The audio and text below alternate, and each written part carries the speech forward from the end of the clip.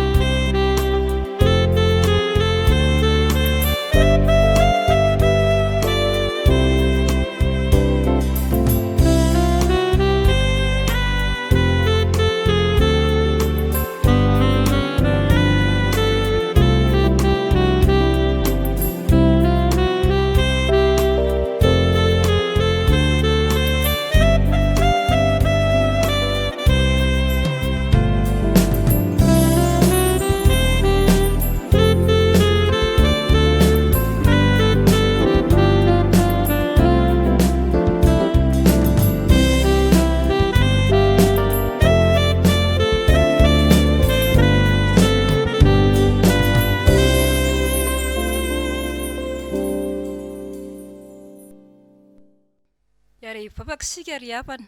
Andriamanitra rainay io. Fifaliana manay ny miombona amin'ny fankalazana sy famezam-boninahitra ary fiderana anao. Andriamanitra tsara ianao. Ray ny famindrampo, ray be fitiavana. Misaotra sy mankasitraka anao izahay noho ny fitehirizanao, famelomanao, fitahianao anay ka nahatraranay ity alahady farany amin'ny volana aprily ity. Nadateo aza ny zava-pamafao teo amin'ny fiainanay. Tsapanay koa anefa tompo ny tsy fatateranay sy ny tsy fijoronay ho vavolombelona indraindray. Fa velona ianao. Mamelany elokay. Ary dio amin'ny rahanao izahay. Mangataka ny fampinompanainao masina ary izay ankehitriny amin'ny fampom-pivavahana izay ho ataonay mba hamezanay dera sy lasa ary voninahitra anao. Ary ny voninahitra dia ho anao Andriamanitra irery ihany amin'izay ataonay rehetra. Ataonay ny vavakay amin'anaranao Jesosy Kristy tompo.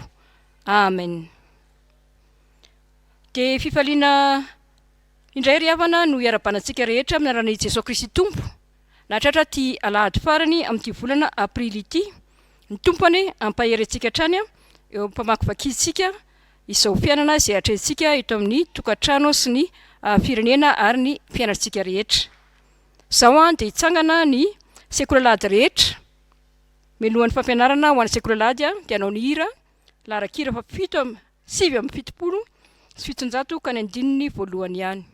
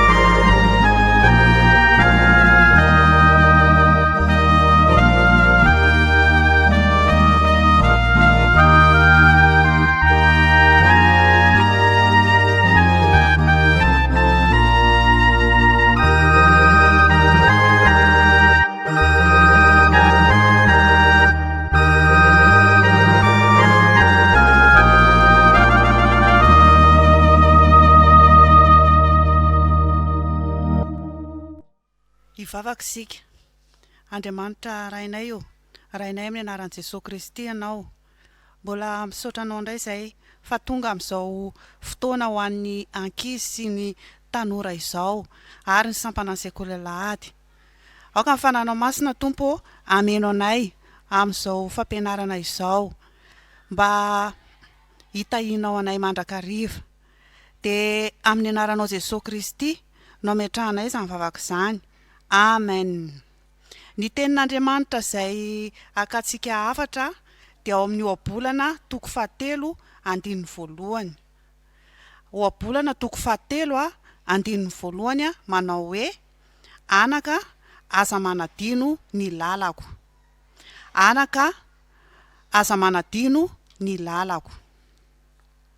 Amin'izao fotoana misy antsika izao rakizy dia mijanona ao an-trano sika. Tsy mianatra. Eny fa na dia ny sekoleladitsika eto am-piangonana ara dia tsy misy ihany koa. Mampatsiahy antsika nefa ny tenin'Andriamanitra ny hoe aza manadino ny lalako. Izany hoe misaintsaina ny amin'Andriamanitra mandrakariva sika. Mamaky ny tenin'Andriamanitra, mitadidy, mivavaka mandrakariva. Ny fitondrantenantsika koa ao an-tokantrano ao dia mila makatoa manaja ny ray aman-dreny, tia namana, tia an'Andriamanitra indrindra. Raha fehezitsika izay tenin'Andriamanitra izay dia izao.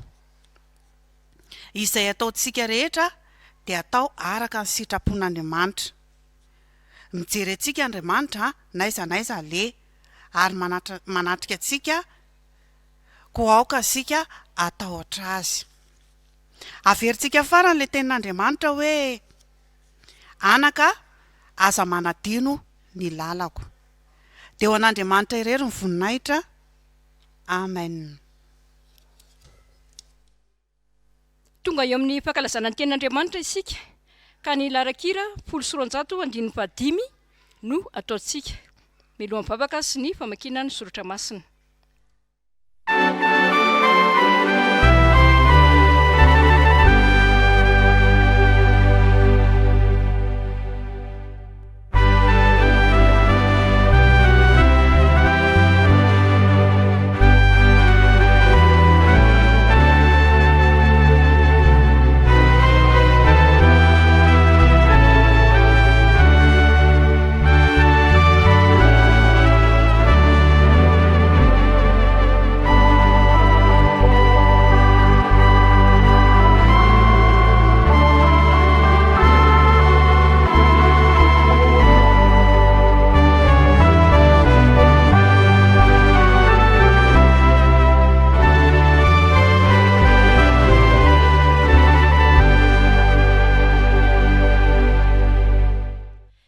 Vavaka sika tompoko Indresa fitiavanao anay ry Andriamanitra raha izanaka fanahy masina. Mbola afaka miteny aminay indray ianao amin'ity anio ity. Ankehitriny ary dia apetraka feno am-pelatananao ny mpanomponao izay manana anjara amin'ny famakiana ny teninao. Ao koa ny fanenao masina ameno an'izy ireo tsirairay avy.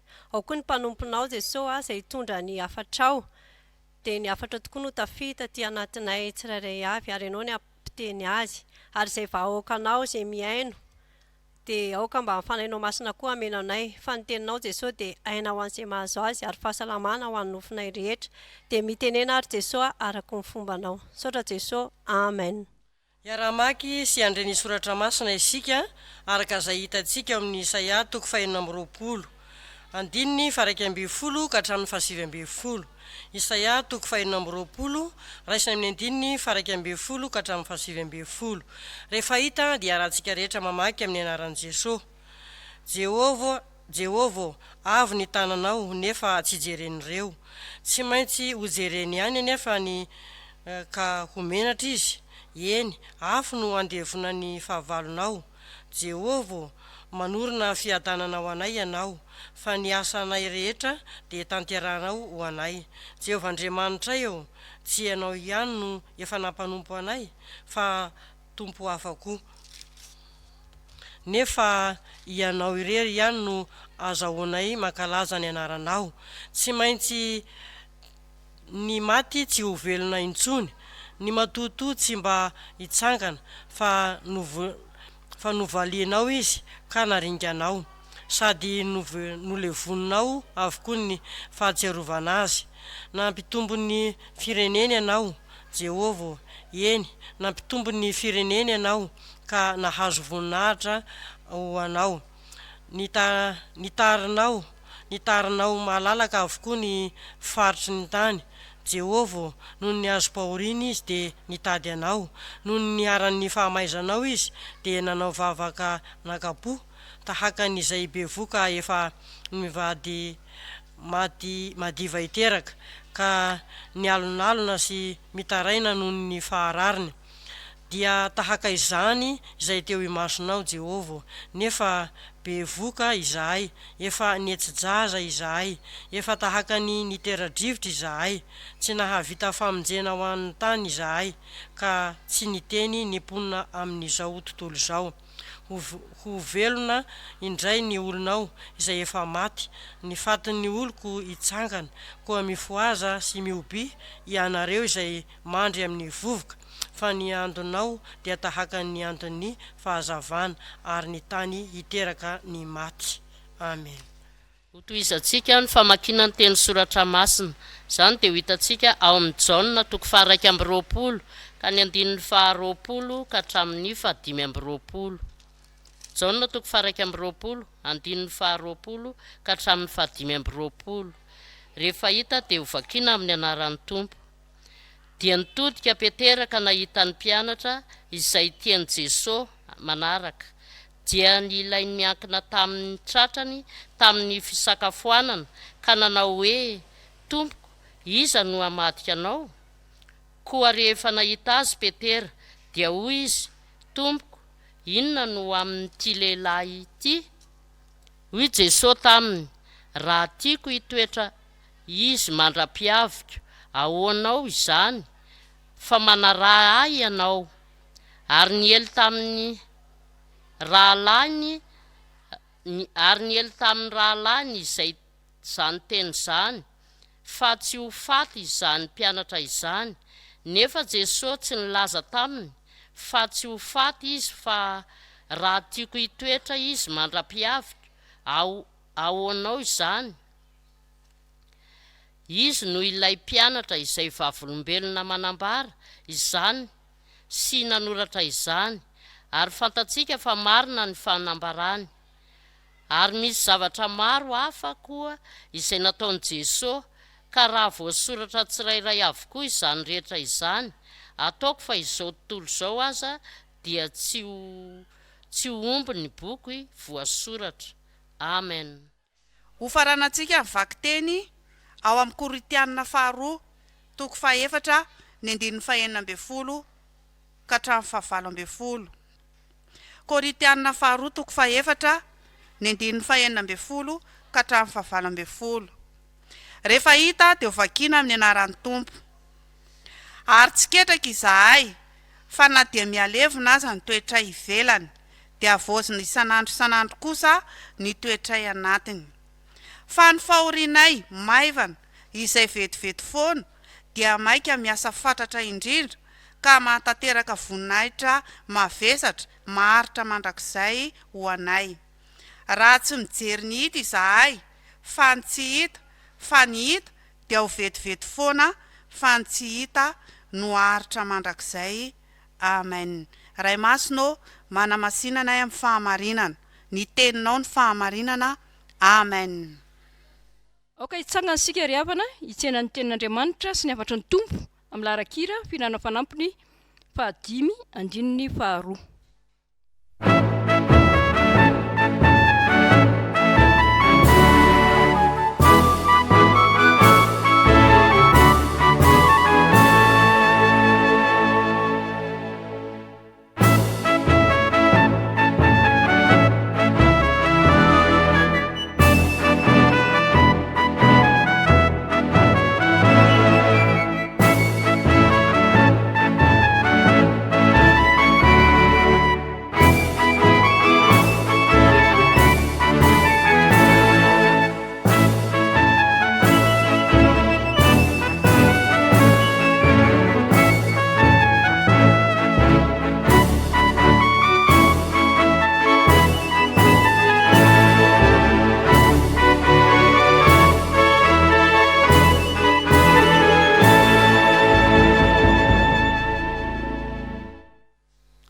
Ry havana malala ao amin'ny Tompo, ho aminareo ny fahasoavana mampiadanana.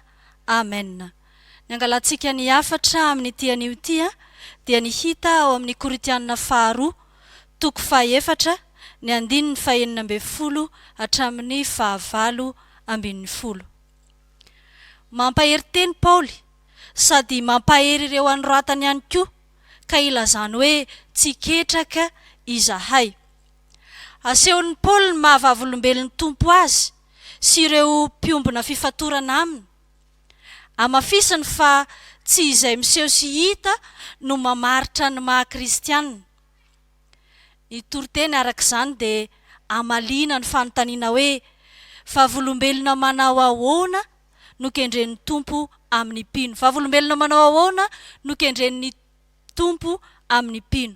Ny voalohany dia izao hoe vavolombelona mitombo amin'ny finoana anaty. Vavolombelona mitombo amin'ny finoana anaty. Hoy ny 9:40 amin'ny Koritianina 2:4 manao hoe amin'ny aran Jesoa, ary tsy ketraka izahay fa na dia mialevina aza ny toetra ivelany dia avaoziny isanandro kosa ny toetray anatiny. Amen.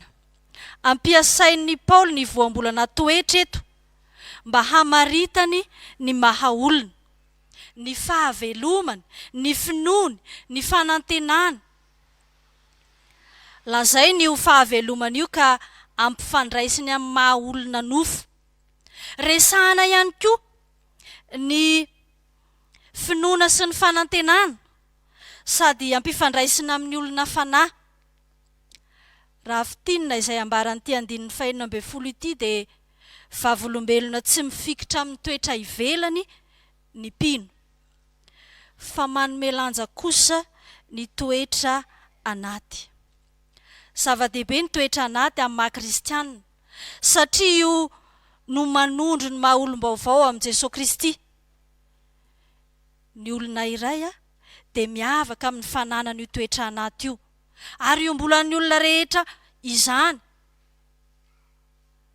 Iombonan'ny olona rehetra manko ilay toetra ivelany izay mampiariary ny mahazava-boary azy. Io no mialevina, io no mijaly, marary, malazo, mihintsana, maty ihany koa. Eo ambany eo amin'ny 5:1 dia tondroin'ny Paoly hoe trano lay ety an-tany izay tsy maintsy horavana zany.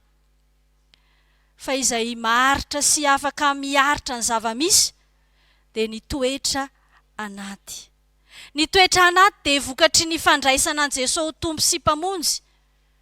ary io toetra anaty io no hitoeran'ny finoana ananan'ny mpino, ka hanavao zany tompony fiainana amin'izany.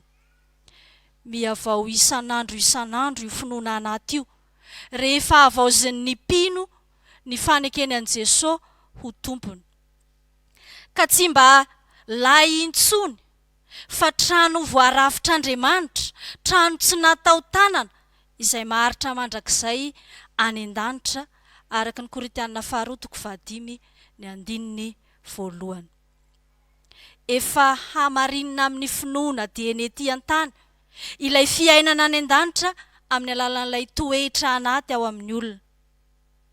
Ry havana malala, indraindray tokoa toa-kivy sy ketraka tahaka ny Paoly eo anoloan'ny toe-javatra samihafa hita eo ivelan'ny olona, mety noho ny tsy fahatomombanana, ny tsy fisikanina, vokatry ny fienana, ny aretina, ny fahafatesana sy ny sisa ihany koa.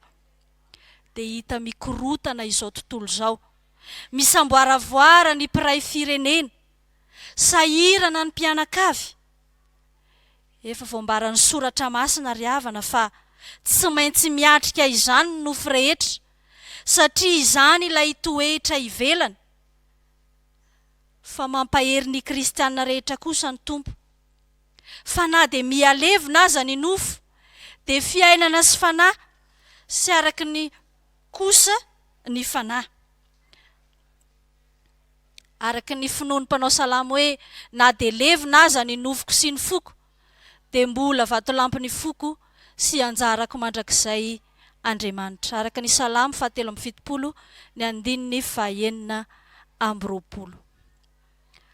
Avaozin'ny tompo isan'andro ilay toetra anaty maha-kristianina ny kristianina, dia ny finoana anaty zany.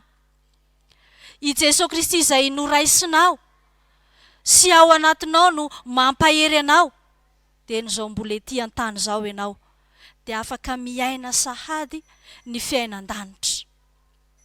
Manampy izany ny tenin'ny apôstôly Jaona ao amin'ny epistiliny hoe: anaka, ianareo dia avy amin'Andriamanitra ary efa naharesy ireny satria lehibe izay ao aminareo noho izay ao amin'izao tontolo izao. Araka ny Jaona 1:4-5. Ry havana, aza variana amin'izay miseho eo ivelany, anio dia fotoana ahatsiarovana ny sampana Dorkasy eto amin'ny fitandremana. Meteza ry vehivavy namana, meteza hitomby sy hanasongadina ny finoana an' Jesosy Kristy velona. Andeha ho tsaroantsika fa i Dorkasy ane ka vavolombelon'ny fitsanganana amin'ny maty sy ny fanavaozam-piainana ao amin'ny tompo e. Io fiainam-pitiavany an'Andriamanitra sy ny fanompon'ny tompo io dia nanosika ny Dorkasy hanao asa soa sy fiantrana ho an'ny mpitondra tena sy ny madinika mila vonjy tamin'izany andro izany. Ary izany toetra tsara tao anatin'izany no nameloman'ny tompo azy indray. Andeha ary isika, na ao anaty sampana na tsia, hitsangana haneo amin'ny asan'ny finoana ao anatintsika, ampitraka ireo mitanondrika, ampahery ireo miraviravy tanana, hanamafy ny finoan'ireo matahotra, mba hijereny an' Jesosy Kristy velona, fa tsy ho variana sy sondriana eo amin'ny fahavoazana sy ny hita maso eto amin'izao tontolo izao. Izany koa no mampita antsika amin'ny faharoa, mba ho vavolombelona mendrika izay ikendren'ny tompo isika. Ny faharoa izany dia izao hoe vavolombelona manana fanantenana marina, araka ny hita eo amin'ny 7:10 sy ny 9:20, manao hoe: fa na dia fa ny fahorianay maivana izay vetivety foana dia maika miasa fatratra indrindra ka mahatanteraka voninahitra mavesatra maharitra mandrakizay ho anay. Fa raha tsy mijery ny hita izahay, fa ny tsy hita, fa ny hita dia ho vetivety foana, fa ny tsy hita no haharitra mandrakizay. Amen. Voninahitra ho avy, fiainana tsy hita maso, izay samy maharitra mandrakizay no lazain'ny soratra masina eto, fa fanantenana tena marina ho an'ny kristianina. Lazain'ny Paoly manko fa misy tokoa ny very fanantenana satria hianja-diam-pahoriana, miaritra fahasarotana lava, very hevitra mahita ireo mpanao ratsy tao ambininy, ary ankehitriny dia maro ny toy izany na dia kristianina aza. Eto ihany anefa dia mampahery teny Paoly ary mampahery ny kristianina rehetra ihany koa. Aza tonoina fa Paoly any am-pifatorana, Paoly any am-pigadrana no manoratra faharoan'ny kristianina any Korinto izao. Ny fahamarinan'Andriamanitra resahan'ny Paoly amin'izany dia hoe mandalo ihany, vetivety ihany, maivana ihany, hita ety an-tany ihany izany manjo rehetra izany. Fa ny fanantenana kristianina kosa dia tsy fiainana mandalo, fa fiainana mandrakizay. Tsy fifaliana sy fahombiazana vetivety, tsy fifaliana sy fahombiazana mivadibadika, fa fifaliana mandrakizay sy fahombiazana tsy manam-pahatamperana ny ao amin'i Jesosy Tompo. Anterina fa ny ho avy ao amin'ny Tompo io zava-dehibe lazain'ny Paoly io, fa tsy ny ankehitriny hita maso velively, ka ny mason'ny mpino ihany no ahitana io fiainako avy sy ny voninahitra mamiratra izay raiketin'ny fanantenana tena marina io. Izany raha teo no nolazain'i Jesosy tamin'ny Marta teo anoloan'ny fahorinana anjo ny ankohonany, manao hoe tsy voalazako va, fa raha ino ianao dia ho hitanao ny voninahitr'Andriamanitra. Araka ny Jaona 1:40 ny 4.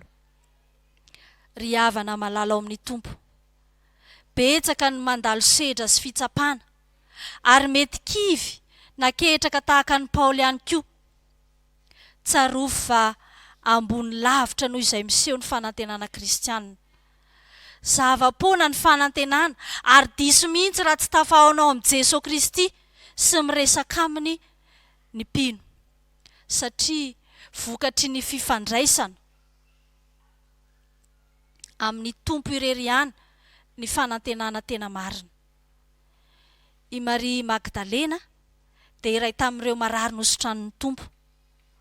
Manokana ny namoahany dimy 7 taminy, saingy mbola nanantena araka ny fomban-drazana jiosy izy, dia anisan'ireo nandeha vao maraina teny amin'ny fasana ampitoniana ny fahoriana sy ny alahelo. Novain'i Jesosy Tompo izany fanantenana diso izany.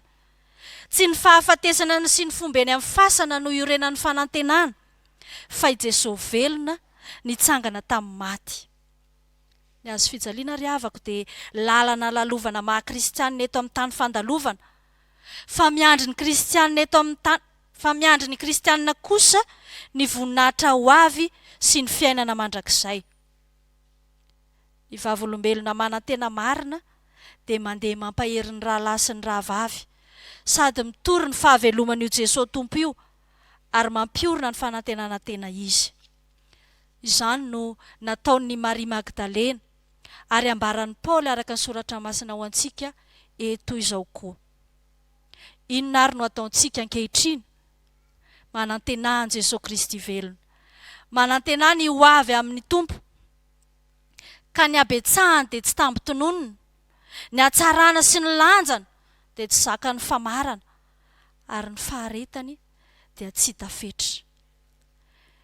Eto Madagasikara dia misy malagasy mpikarakara sady mpamokatra sakafo manao dokam-barotra hoe pizza de qualité, pizza de quantité, natao ho an'ny daholobe. Anisan'ny tsara izany sakafo n'izany mpikarakara izany ary mampitsiriritra ny maro tokoa.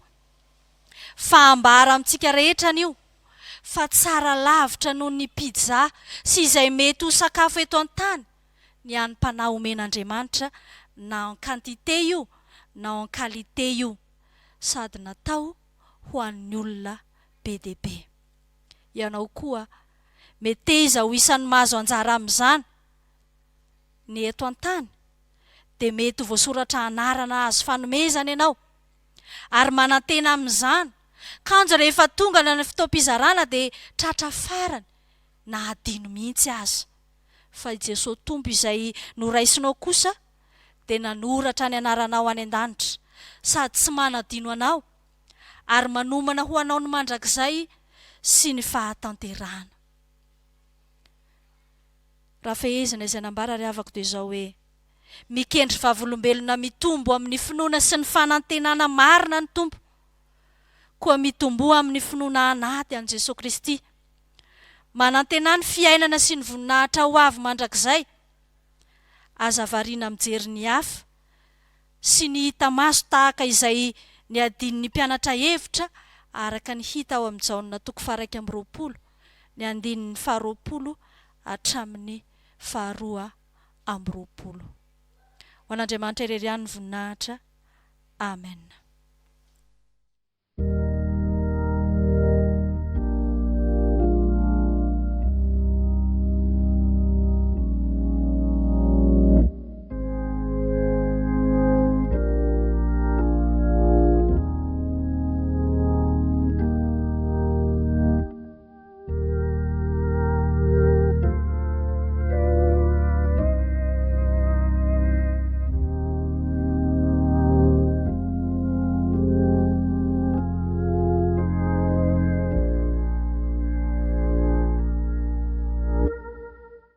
Sika Andriamanitra Tomponay eo, misaotra anao zahay ny amin'ny nanomezanao ny teninao mba ho fiainanao anay.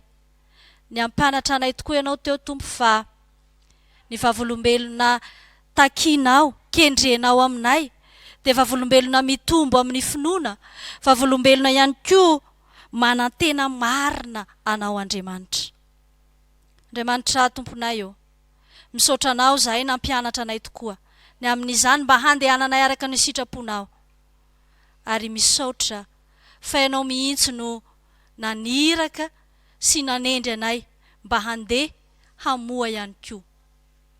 Tompo, mangataka ry izahay ankehitriny ny mba ho vavolombelona mahatoky zahay na amin'ny teny na amin'ny asa, eny anivon'ny fiarahamonina na eny anivon'ny fiaramiaina izay ametrahanao anay. Andriamanitra Tomponay eo, mangataka ihany koa zahay ny amin'ny sampana Dorcas izay anjara fotoana voalohany amin'ity anio ity, ho sampana mamobe, ho sampana vavolombelona anao tokoa Kristy, ary hanantena anao Andriamanitra. Eny ianao koa manantena azy ireo fa hamoy izy ireo.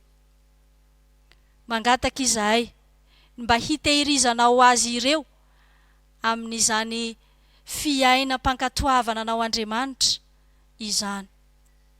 Mangataka ihany koa izahay Tompo ho an'ny fiangonanao, ny fiangonan Jesosy Kristy eto Madagasikara, mba hiorina tsara amin'ny finoana, hitombo amin'ny fanantenana ihany koa. Jereo manokana, ireo tompon'andraikitra maro samihafa, ny ambaratonga mpitondrana, ny ambaratonga andrafitra eo anivon'izany fiangonana izany, mba ho toloranao ny fanahy endry ahatanteraka ny sitraponao Andriamanitra amin'ny fitondrana izao fiangonana izao. Mangataka ihany koa izay Tompo ho an'ny kristianina tsirairay avy na aiza ary na inona asa tanterahany, mba ho vavolombelona amin'izany tokoa izy ireo ka tsy hitsanga menatra amin'izay tanterahana. Andriamanitra, mangataka aminao ihany koa izay hijery ny firenenay, miatrika izao valanaretina izao. Ianao ilay Andriamanitra manasitrana no angatahanay hanasitrana azy ireo. Manatanteraka ny fivavakay izay Tompo, satria ianao no naniraka anay mba hifampivavaka mba ho sitrana izahay, dia manonona azy ireny eo am-pelatananao izay mba ho sitranonao. Mangataka ihany koa izay Tompo ho an'ny sambatan'olona izay mahatsiaro sahirana tady ho kivy ihany koa miatrika izao fiainana izao, ampahery azy ireny tsirairay avy ianao, ary homba ihany koa ny malalanao rehetra.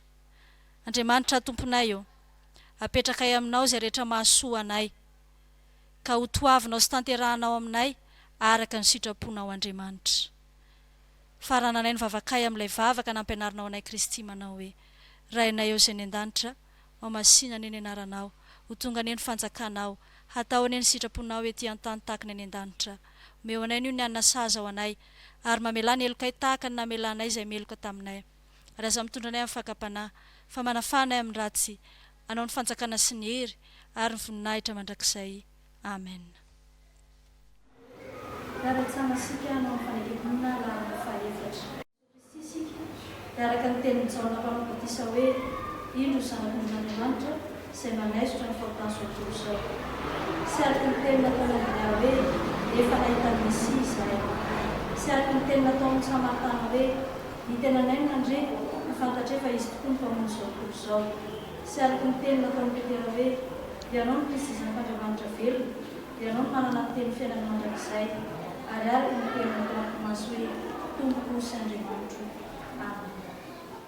Anterina riavana ny fiarabanantsika rehetra natratra izao alahady 20 volana aprila izao, ary miaramba manokana ny sampana Dorcas isika manana ny anjara fotoana voalohany amin'ity taona vaovao ity. So sika dia hiditra amin'ny raharahan'ny fiangonana dia mangataka ny tompon'andraikitra ilaza izany.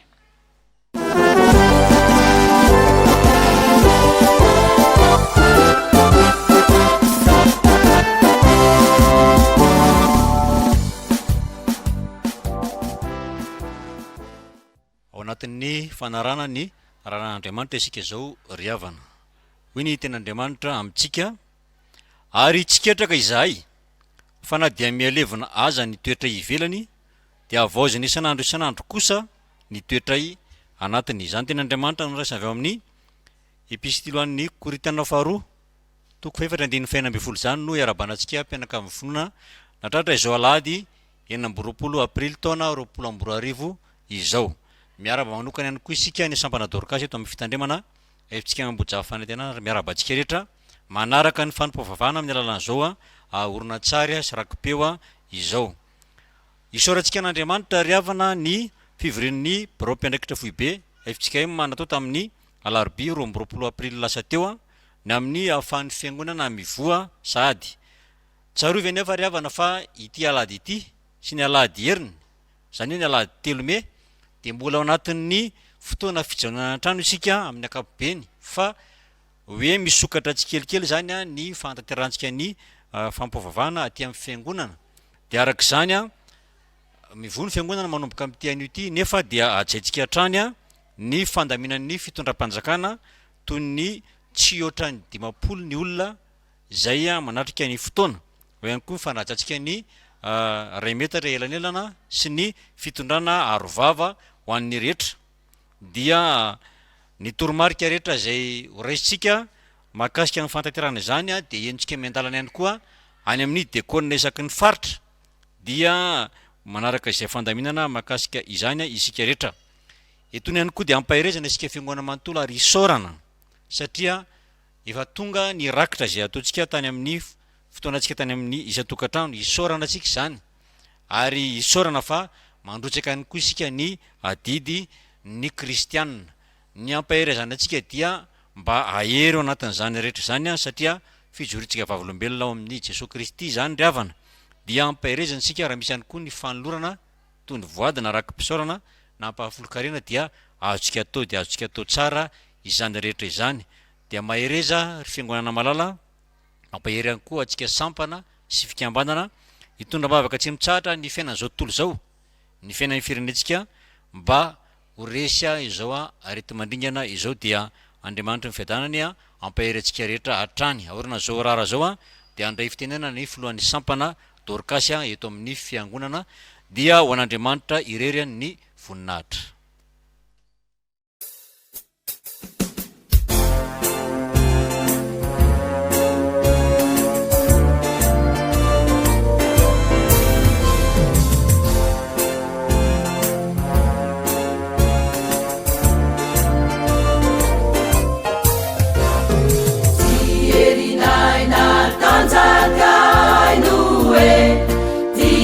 Jesus, vai anam na nira.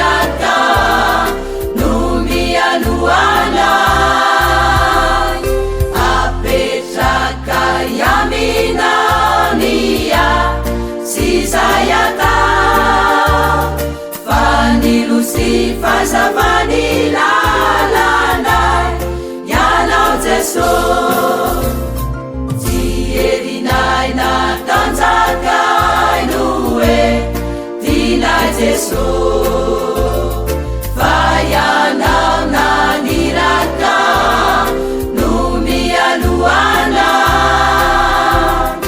apetraka iaminania sy zay ata fa nilosy fazavany lalanay ianao Jesosy ianao Jesosy natramanitro erinay ka indreto izahay tsy mutra uvavolombelona hoanio mandrakizay tokanano amaharanay Jesosy Kristy iray.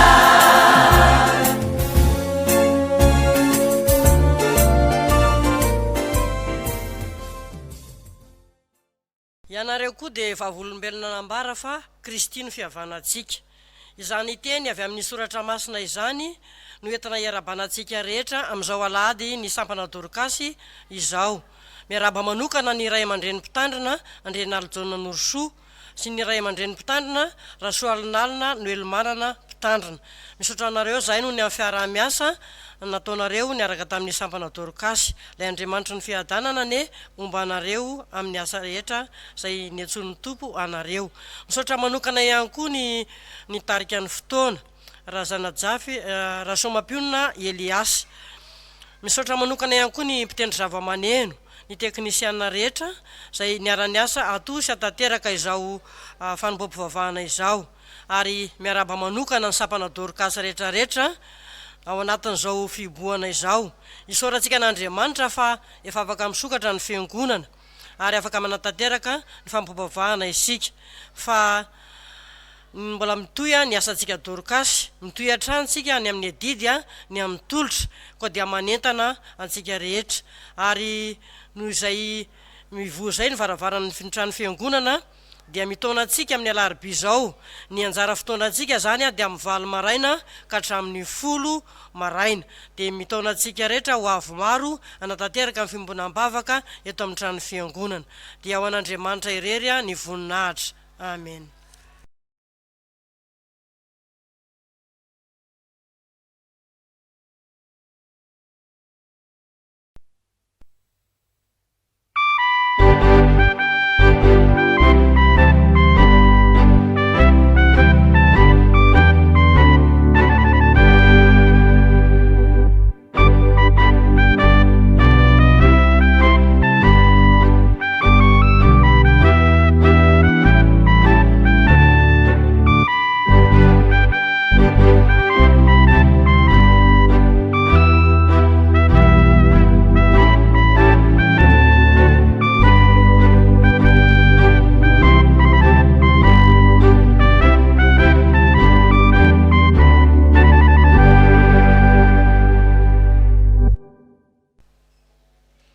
Iaraitsangansika ry havana anolotra ny rakitra izao. Aorian'ny fanolorana ny rakitra sy ny tsodrano dia ny hira fa 7:7 ny andininy 7 no iraitsika. Ivavaka isika. Raha eo misaotra anao zahay fa mbola afaka ny ombombavaka na ny amin'ny isan-tokantrano izany na ny tsirairay avy dia fantatra fa hananatrika ianao. Misaotra noho ny teninao ary misaotra ihany koa raha mbola menao fahafahana nolotra rakitra izahay. Vola atokana ho fampandrosoana ny asanao. Eto anivon'ny fitandremana ary koa eo amin'ny sampana Dorkasy dia amin'ny fifaliana no anolorana izany. Koa raisy Tompo ho favokatry ny fonay. Ary raisy koa ny tenanay, ny manontolonay mihitsy anjakao mba ho fanirakirakao. Ankehitriny, raha isaraketo izay dia tanterao malalanao rehetra ny tsodranomasina tononona amin'ny finoana. Fiadanana ho an'ny malalan'Andriamanitra ary fitiavana mba amin'ny finoana avy amin'Andriamanitra raisy Jesosy Kristy Tompo. ny fahasoavana dia ho an'izay rehetra tia an' Jesosy Kristy tompontsika amin'ny fitiavana tsy mety levina. Amen. Hira fa 5:7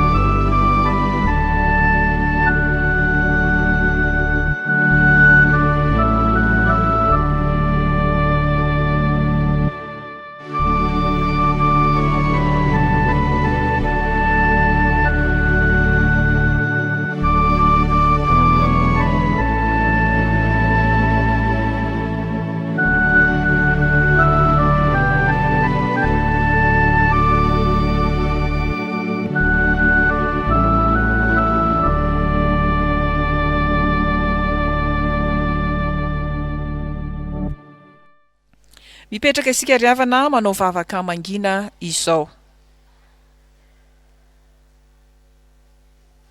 Atolotra ho an'Andriamanitra irery ny voninahitra amin'ny anaran'ny Ray sy ny Zanaka ary ny Fanahy Masina. Amen.